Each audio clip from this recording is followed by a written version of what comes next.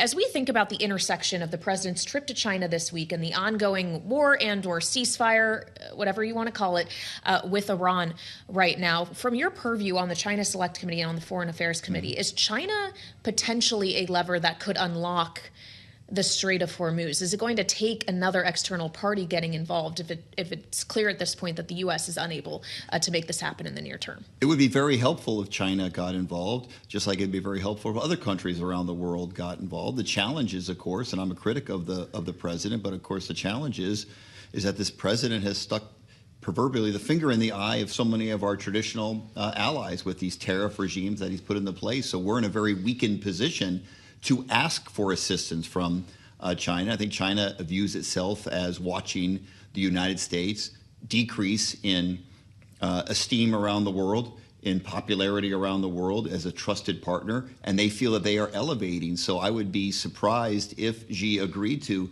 roll up his sleeves and get more involved in a solution to the Iranian war. What's the conversation that you're having with your fellow members on the Foreign Affairs Committee, I'm assuming Democrats in this case, about the idea of President Trump making deals that might not actually favor the United States or maybe might not favor Taiwan to get some sort of leverage, to get some action on Iran? Do you actually believe the president would do something like that, or is this a false narrative as this trip begins? I don't think it's a false narrative at all. Look, the president has brought many top CEOs are looking to do deals. That's for sure. He wants investment from China into the United States.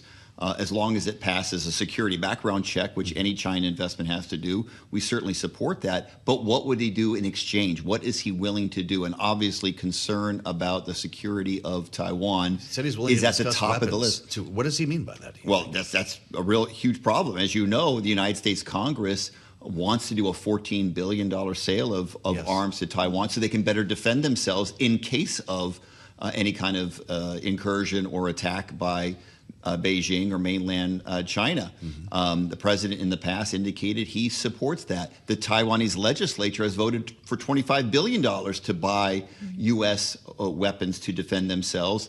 And now, as we're approaching this a meeting between Xi and Trump, it appears that that weapon sale is by the wayside. That sends the exact wrong message. We need to make it clear that we are going to help Taiwan in their own self-defense.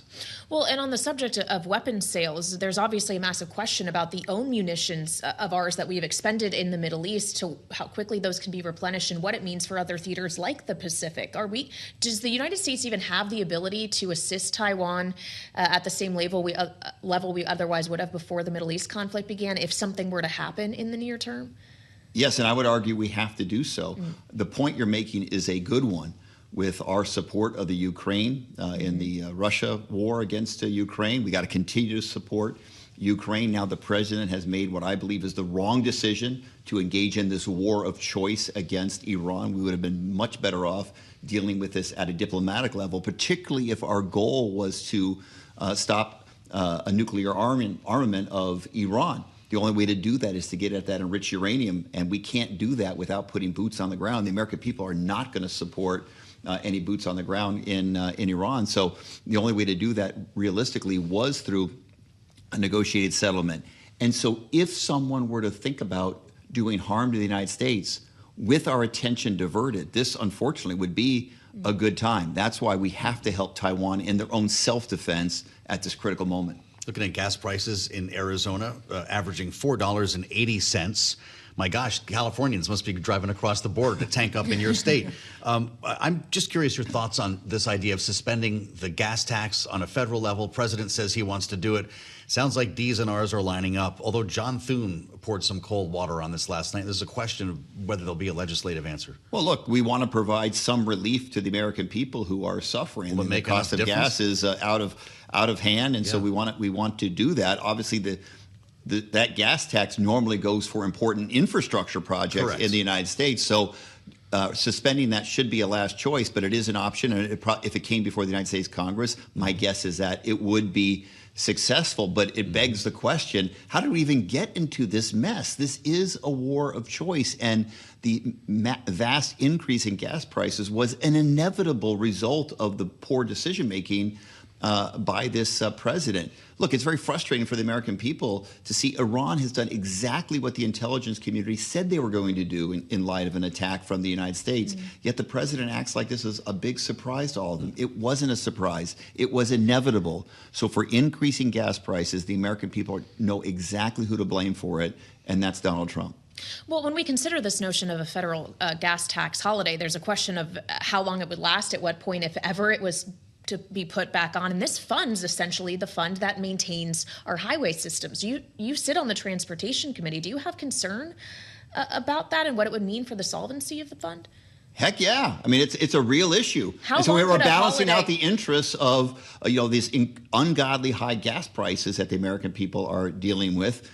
Suspending the gas tax, even for a temporary period, would only bring the price down a fraction of what the increase has been just over the last few weeks as a result of this war of choice. At the same time, we are negotiating with the Republicans right now a 5-year extension of the bipartisan infrastructure law, one of the most successful bipartisan piece of legislation that has improved transportation around the United States of America. We've got to keep that momentum going. Nothing is better for our economy than investing in the infrastructure of the United States of America. So this is a great balancing of interests. The sooner we can resolve this Iranian conflict, reach an agreement with them, which means the President of the United States has to understand that in order to reach an agreement, you're going to have to win on some things and you're going to have to give on something. That's what a compromise is.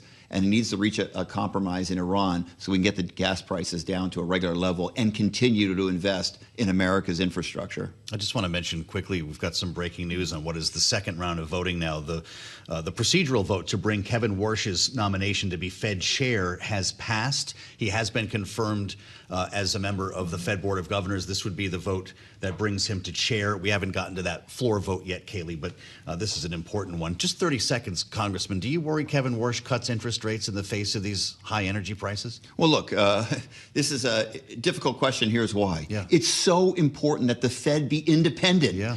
And it has been horrific for United States' reputation around the globe. We're the leading economy. The world relies on us, and they rely on us because of, in part, the independence of the Fed. When they make decisions about the interest rates, it's done without political interference. Donald Trump has tragically broken through that wall. Kevin Warsh, when in this position, needs to be as independent as possible and not make decisions based on politics, but what's in the best economic interest of our country.